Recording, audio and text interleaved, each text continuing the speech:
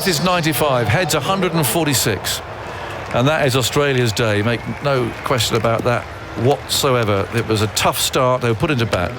They lost Khawaja for a duck. They were 2 for 1. But 327 for 3 at the close represents an excellent recovery, led of course by these two. And the partnership, Andy, for these two now stands at 200 and with that boundary, 251 in 60 overs and 5 balls, so just over 4 and over. Yeah, and that really reflects how well, how fluently Head has played, because I mentioned Smith is 95 not out from 227 balls, whereas Travis Head really has rattled along. 146 not out from 156.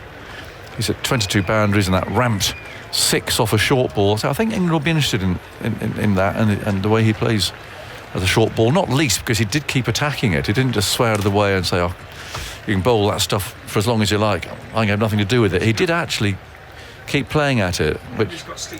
Let's see what Steve Smith makes of today's innings, shall we? Henry Moran's with him. Well, he's still got his bat in hand. Barely looks like you've broken sweat today, Steve. I mean, what a perfect start to the trip to England. Yeah, it was a really good day in the end there.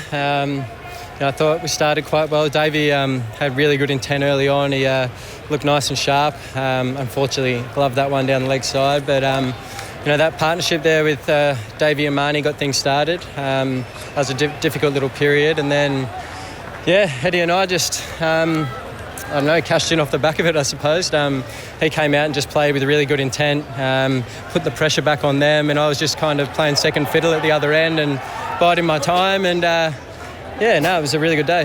What were the conversations when you started that partnership? Very little. You can't say much to Trav. He just goes about his business and sees the ball and hits it, and he did it very well today. He sort of shifted the momentum in the game there and put pressure back on them really nicely, and it was a tremendous innings, and hopefully he's got a few more in him tomorrow. It feels a slightly odd position, this match, ahead of an Ashes series. Has it been difficult compartmentalising what is essentially a World Cup final before what's to follow? Yeah, it is a bit odd. Obviously, we got 6 test matches here this summer, so we're looking forward to it. We love playing here in England. It's great fun, and we set ourselves up nicely in this test match. I think England cricket fans are quite used to seeing you batting long, out in the middle. This is an ominous innings from an England point of view. How much do you enjoy playing in these conditions? No, it's good fun. I really do enjoy it. I like batting here at the Oval. I think my record is pretty good, so carried on with that today, and hopefully got a few in me as well tomorrow. But it's been a nice start to the summer. How is that surface? Because looked tricky first up. Marnus got a nasty delivery, but how's it batted out there? I think there's still enough in it if you're hitting good areas. I thought they probably bowled a little bit too short in that middle session. But Trav was also putting a lot of pressure on him as well. So there's a fine line, I suppose. But I think there's still enough in the wicket if you're hitting good areas. How much of a statement is this, just finally, ahead of a busy few weeks?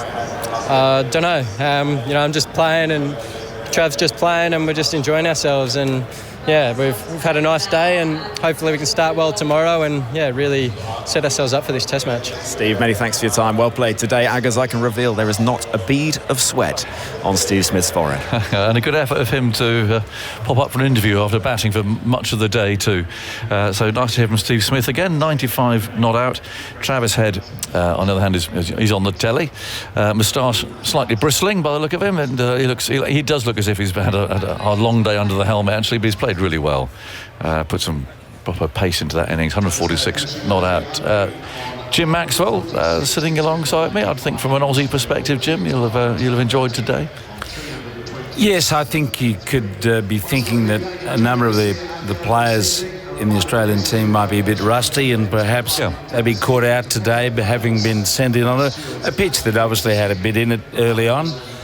Whether they got the length right often enough, you could argue. But look, 3 for 76, Australia had to work pretty hard to make sure they revived and survived and sustained. And Travis Head was just magnificent. Yeah. He's been he had a vein of form in the last 2 years in Test cricket that's been quite remarkable.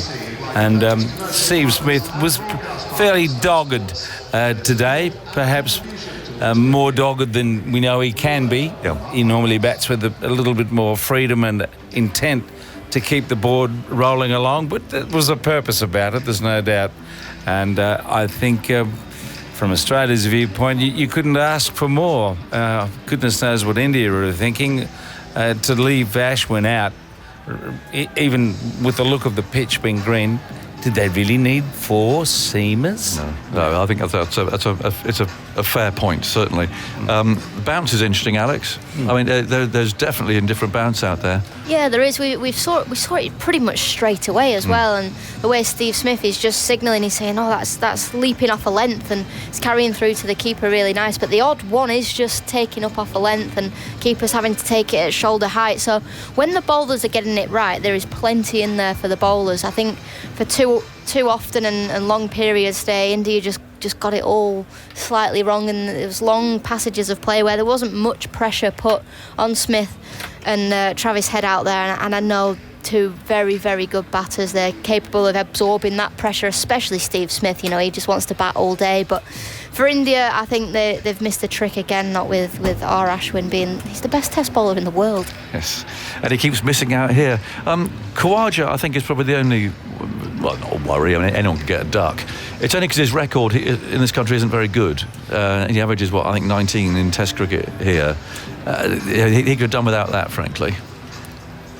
Well, he's owed a few more tests, I suppose, on his record over the last 12 months. He's put together an extraordinary comeback when even he thought that he was long gone from playing Test cricket again.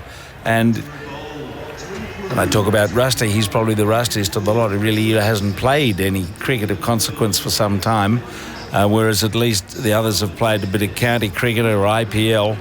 And that probably showed today. He got a good ball and he nicked it. I mean, he could have missed it, but he nicked it, and there you go. It is a very interesting situation for Australia with the opening, as I mentioned before, and Andy looked it up. This is the oldest opening partnership since 1926. Bardsley 40 and Horseshoe Collins 37. So they've got a bit of work to do as we go. They have, Jim. Well, I know you've enjoyed the day, and that is Australia's day. They've had a really good one, actually. 327 for 3.